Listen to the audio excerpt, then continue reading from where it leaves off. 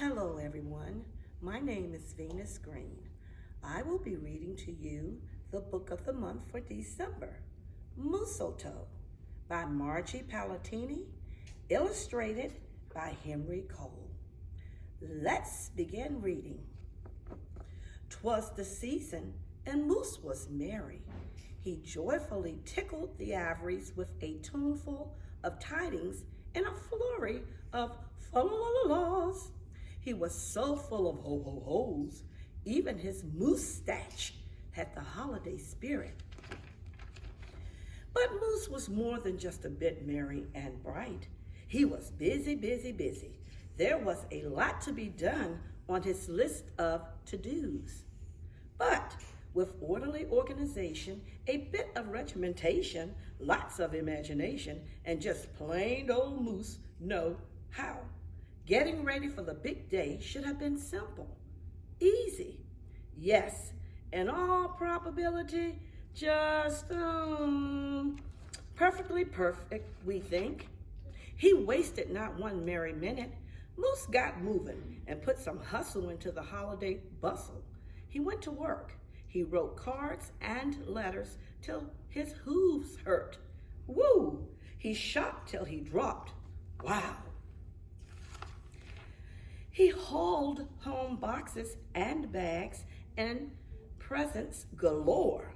Moose had gifts for everyone stacked from ceiling to floor. Then he rapped, yo, yo, yo, and he ribboned, ho, ho, ho. And on each and every package he tied a big, beautiful bow. Check and double check. So far, so simple, so easy. Another look at the list, and Moose headed for the kitchen.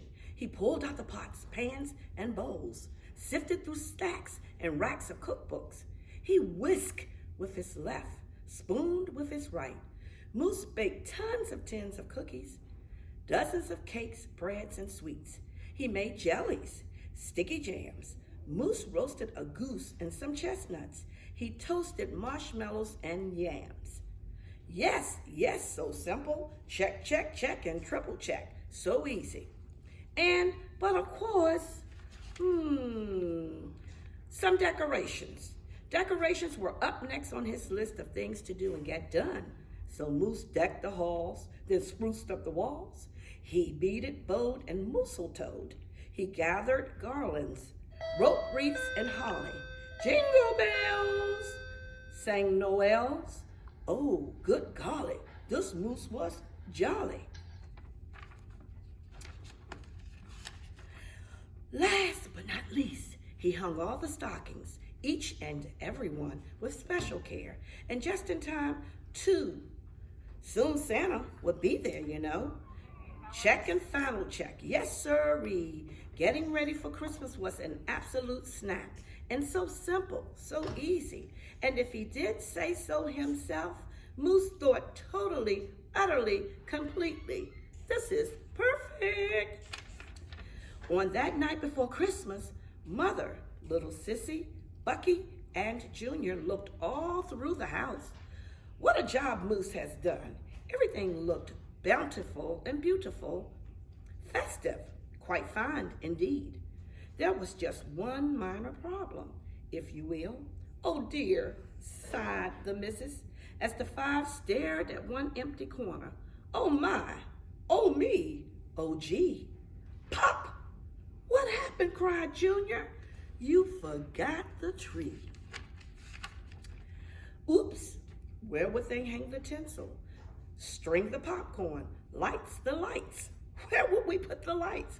Where would Santa leave his gifts for the kiddies on Christmas Eve night? So Moose pulled on his galoshes and put on his hat. He would find a tree somewhere, somehow, and that's all there was to that. So out went the Moose, braving blustery, blowing winds in the cold, trudging through snowdrifts, courageous and bold. Moose first hoofed it down to the corner, not a tree to be had. Then he slid around the block. Oh, things were looking pretty bad. He went down every boulevard, street, and little road. He looked down lanes and alleys. Every tree had been sold. There wasn't a branch, not a twig, not even one lousy, bowless bow hanging around. Nope, not a nothing, not a tree to be found. No tree, sighed a sad moose as he came home empty-handed that snowy eve. The kids tried to make the best of it. They said, "Oh, so who needs a tree?" But Moose could plainly see they were short on the glee.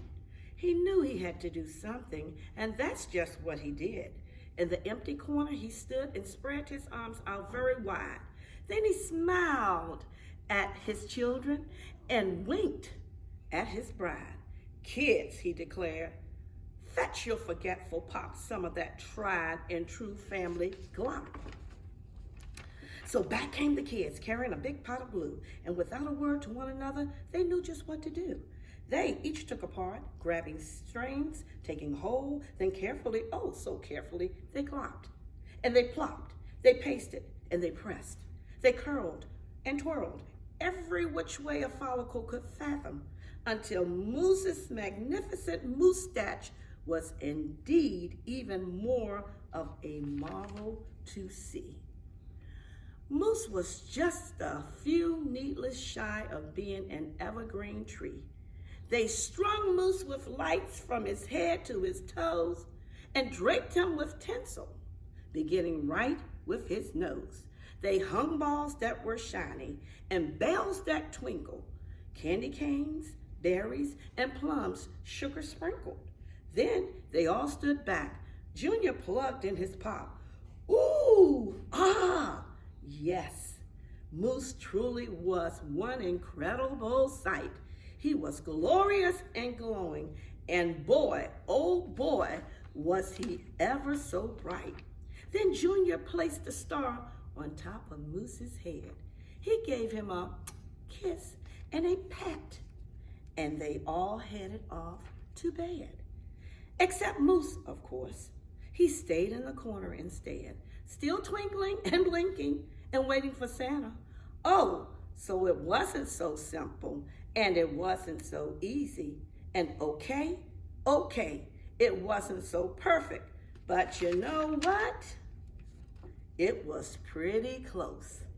Ho, ho, ho, and happy holidays from Love and Learn Child Care Center.